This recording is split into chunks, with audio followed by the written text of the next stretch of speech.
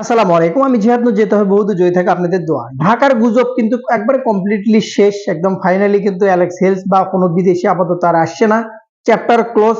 এই বিষয়ে অনেক কথা হয়েছে এবং আতিক সাহেব যে ২ নম্বরইটা করেছে, আগের বিপিএল, তারপরের বিপিএল, এবারের বিপিএল যে ২ নম্বরইটা করেছে, তাতে বলার অপেক্ষা রাখে না। অ্যালেক্স হেলসকে নিয়ে যেভাবে ২ নম্বরইটা করেছে ঢাকা ক্যাপিটাল, অন্য বিদেশি নিয়ে পারফরমেন্সের অবস্থাও দেখতে পাচ্ছেন, কি একটা অবস্থা কিন্তু পারফরমেন্সের।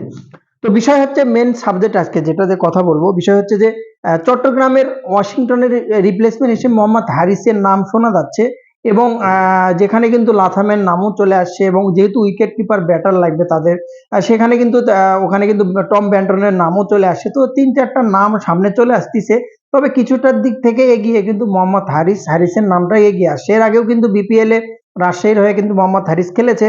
বিপিএল আহামরি খুব ভালো ইনিংস তার নাই, তবে শুরুটা বেশ ভালো করে দিতে পারে। মোটামুটি স্ট্রাইক রেটটা যথেষ্ট ভালো।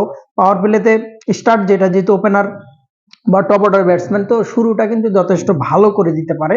এটা কিন্তু হারিসের এই গুণটা কিন্তু অবশ্যই আছে, যেটা কিন্তু বিপিএল এ কাজে লাগতে পারে। হয়তো বা যে কন্ডিশন, যে অবস্থা বর্তমানে, তাতে করে যদি আপনি চট্টগ্রামের টিমটার দিকে তাকান, ওয়াশিংটন চলে যাওয়ার পরে কিছুটা দুর্বল হয়েছে সামান্য। দেখেন কিন্তু একটা ভালো কোয়ালিটির ব্যাটসম্যান যদি নিতে পারে বিসিবি, তো সেদিক থেকে কিন্তু অনেকটাই ভালো হবে। বিসিবি বলার কারণ হচ্ছে যে বিসিবির টিম, এটা কমিটির টিম এখন। সো সেদিক থেকে যদি মোহাম্মদ হারিস বা টম বেন্টন বা আপনি যদি লাথাম, আমি মনে করি যে টম বেন্টনকে নিলে মাই ফেভারিট এবং আমার পছন্দের নাম্বার ওয়ানে থাকবে। তবে হারিস যে একবারে খুব খারাপ হবে তা না, যেহেতু এশিয়ার এবং পাকিস্তান বাংলাদেশের আবহাওয়া সেম সেম। সো আহামরি তার মানিয়ে নিতে খুব একটা কষ্ট হবে না। স্পেশালি মোহাম্মদ নাবি এবং তার ছেলের ইনিংসটা কালকে ৫৩ পার্টনারশিপ, যেটা দুর্দান্ত ছিল। আমার কাছে বেশ খুব ভালো লেগেছে এবং ইতিহাসের সাক্ষী যেটা হয়ে থাকলো কিন্তু বিপিএল, খুবই সাধুবাদ। মেন পয়েন্টে আসে এবার বিশ্বকাপে যে দলটা দেওয়া হয়েছে, সে টিমটাতে যে কন্ডিশন এখন পর্যন্ত, আপনি যদি চিন্তা করেন যে বিশ্বকাপের যেগুলো সদস্য আছে, এখন পর্যন্ত নুরুল হাসান সোহান টিমের জন্য কিছু করতে পারেনি। এবার বিপিএল 2026-এ রোহিত হৃদয়ের ভালো একটা ইনিংস কালকে আমরা দেখতে পাইছি। লিটন দাস একবারে ধরা ছোঁয়ার বাইরে, মানে মোটামুটি চলে যে চলেই না ভাই, এরকম কন্ডিশনে একটা শুরু শুধু প্রথম ইনিংসটা যা করেছে, তারপরে 30-এর ঘরও কিন্তু লিটন ছুঁইতে পারেনি। সাইবের কথা তো বললে নিজের কাছে নিজেরই শরম লাগবে। সেক্ষেত্রে যদি মনে করেন যে না, ৫ জনের ভিতর কয় না যে ৫টা ছেলের ভিতর ৫ জনে যদি খারাপ হয়, তার ভিতরে কিন্তু শান্তকে কিছুটা হলেও আপনি এগিয়ে রাখবেন। এখন প্রশ্ন হচ্ছে যে শান্তকে কি আমি বিশ্বকাপে চাচ্ছি? আসলে আমি আলোচনাটা করতে চাচ্ছি যে এই বিষয়টা নিয়ে, যে শান্ত কি আসলে বিশ্বকাপে থাকার যোগ্য, এই আলোচনাটা আমি করতে চাচ্ছি। এখন পর্যন্ত 2026 বিপিএল এ যদি টপ রান স্কোরার দেখেন, শুধু টপ রান না, বা আপনি যদি ব্যাটিং অ্যাবিলিটিও দেখেন, আগে যেহেতু যদি আপনি সামি ভাইয়ের ভিডিও দেখে থাকেন অনফিল্ডের, খেয়াল করে দেখেছেন যে জিনিসটা সবাই, অথবা অত পরখ করে দেখলে আমিও জিনিসটা দেখেছি, সামনে পা আগে দিয়ে খেলতো শান্ত আগে, এখন কিন্তু সামনে পাটা পেছনে, অর্থাৎ সুন্দর মতো কিন্তু আপনার টাইমিংটা করতে পারছে এবং জায়গা করে নিয়ে খেলার একটা অভ্যাস, যেটা তার অনেক উপকারে দিয়েছে। প্রথম ম্যাচে সেঞ্চুরি, স্ট্রাইক রেটটা ভালো এখন পর্যন্ত। কিন্তু একটা বিষয় শান্তর খুবই প্রবলেম, সমস্যা, সেটা হচ্ছে যে ন্যাশনাল টিমে গেলে ডাব্বা মারে। এখন ন্যাশনাল টিমে গেলে কেন খারাপ করে সে, এবং ঘরোয়াতে এত ভালো কেন করে? শান্তর নামে বিশ্বাস করেন কোন একটা কোচ, হাতুড়ি সিং থেকে শুরু করে যাবত যত বাংলাদেশে কোচ আসছে, যেসব কোচের আন্ডারে শান্ত খেলেছে, একটা কোচ এখন পর্যন্ত বলেনি একটা, এটা সত্যি অনেস্টলি। আমি কিন্তু শান্ত হেটার, আবারও বলে নেই, ভিডিওতেই বলে নেই, প্রকাশ্যে বলি সবসময়, আমি কিন্তু শান্ত হেটার।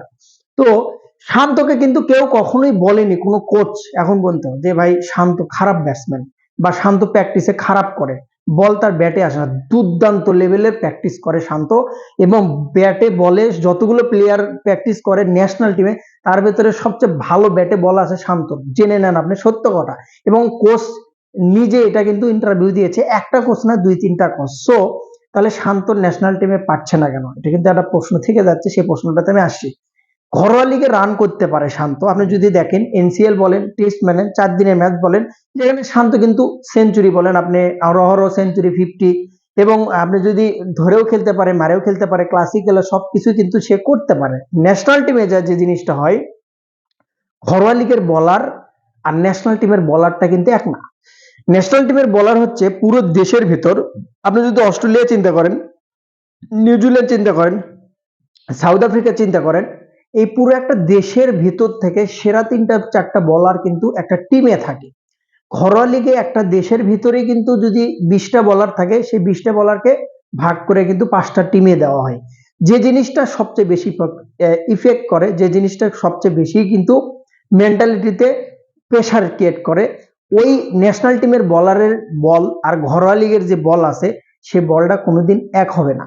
তাদের মেন্টালিটি চেঞ্জ, সেসব বলাররা strong delivery, speed, swing, yorker, outswing সবকিছু ঠিকঠাক ভাবে কিন্তু করতে পারে, যার জন্য কিন্তু তারা সবসময়ের জন্য সফল এবং শান্ত। যে জিনিসটা পরখ করতে পারে না ন্যাশনাল টিমে গেলে, বিদেশি যে বলারগুলো আছে যেগুলো টপ বলার বা যে কোনো কান্ট্রি যে কোনো দেশের সাথে খেলতে গেলে ন্যাশনাল টিমে ওই বলটা পরখ করতে পারে না এবং ঠিকঠাক ভাবে ব্যাটে বলে করতে পারে না। একটা মেন্টালিটি হোক, মনের ভিতর কনফিডেন্স হোক, যেটাতে হোক না কেন, শান্ত এই জিনিসটাকে সবচেয়ে বেশি ভোগায় এবং ঘরোয়া লিগ এবং ন্যাশনাল টিমের পারফরমেন্সটাই এখানেই তফাৎ। তবে এখনকার যে পরিস্থিতি, বর্তমানে যে ন্যাশনাল টিমের যে অবস্থা, যে তার ভেতরে ওই যে লাউ সেই কদুর চাইতে অন্তত শান্ত কিছুটা হলেও আপনাকে এটা বলতে হবে, আপনি হেটার হন আর যেই হন না কেন, যে শান্ত সত্যিকার অর্থেই বিশ্বকাপের এখন যে সিচুয়েশন, যেভাবে যে টাসে আছে, তাতে যোগ্যতা রাখে, টি-20-তে রাখে। স্ট্রাইক রেটটাও যদি আপনি দেখেন যথেষ্ট ভালো, সবসময়ের জন্য স্ট্রাইক রেট নিয়ে কথা হয়। তার টি-20-তে 100 স্ট্রাইক রেট, 120 স্ট্রাইক রেটে ব্যাট করে যতদিন সুযোগ পাইছে অনেক বাজে পারফরমেন্স করেছে, যার জন্য কিন্তু এত ট্রল কিন্তু তাকে নিয়ে হয়েছে। কিন্তু রিসেন্ট আপনি হেটার হন আর যে হন না কেন, যে পারফরমেন্স এখন বর্তমানে, সেই পারফরমেন্সের ভিত্তিতে তাকে আপনি বলতে পারেন, আপনি হেটার হন আর যে হন, এটা আপনি বলতেই পারেন যে শান্ত আসলে যোগ্যতা রাখে। অন্তত সাইফ, লিটন, উপরের লেভেলে যারা আছে তাদের যদি দেখেন, তানজিদ তামিমের দিক থেকেও যদি দেখেন আহামরি পারফরমেন্স নেই, সেই দিক থেকে একটা টপ অর্ডার এরকম পারফর্মার কিন্তু দরকার বিশ্বকাপে। তো অবশ্যই আমি আমার ব্যক্তিগত মতামত থেকে আমি বলবো যে শান্তকে এই মুহূর্তে সিচুয়েশনে যদি বিসিবি মনে করে নিতে পারে, আসলে যে টাসে, যে ধরনের টাসে আছে, না বললে এটা অন্যায় হয়ে যাবে, আসলে ঠিক না এটা বলাটা। তবে সে ন্যাশনাল টিমে যায় কি করবে এটা কিন্তু পরের সাবজেক্ট, কারণ ন্যাশনাল টিমের রেকর্ড খুবই বাজে কন্ডিশন। যদি ওই বিবেচনা করে বিসিবি যে না, ন্যাশনাল টিমে গেলে সে ভালো করতে পারে না, তাহলে সে চান্স পাবে না বা তাকে সুযোগ দেওয়া হবে না। অন্যদিকে কিন্তু তানজিদ তামিম আবার ঠিকই ন্যাশনাল টিমে গেলে ভালো খেলে, 8টা 50 কিন্তু অলরেডি আছে, যা বাংলাদেশের ক্রিকেটারদের ভিতর টি-20-তে সর্বোচ্চ। তো দেখা যাক, পরিস্থিতি সময় বলে দেবে আপনাকে কোন কন্ডিশনে কোন পরিস্থিতিতে ফালাই।